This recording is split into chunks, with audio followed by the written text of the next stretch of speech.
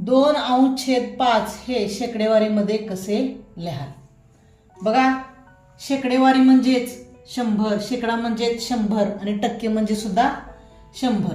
बघा, 2/5 गुणुले 100.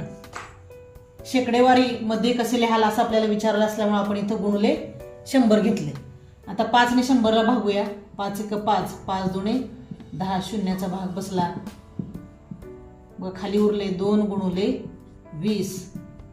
2 ने 0ला गुणले 0, 2 2 4 म्हणजे 40%. 2/5 हे शेकडेवारीमध्ये 40% असे लिहिले जाते.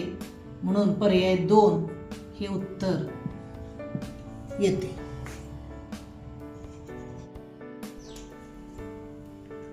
पन्नासच्या 60% म्हणजे किती?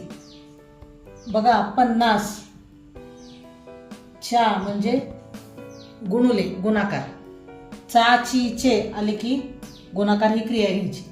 60% टक्के म्हणजेच 100 किंवा भागिले 100 करायचं.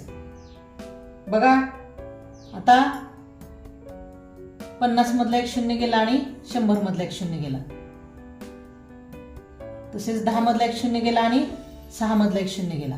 खाली राहिले 5 गुणुले 6, 5 6 30 म्हणजेच 50च्या 60% म्हणजेच 30. म्हणून पर्याय 2 हे उत्तर येते.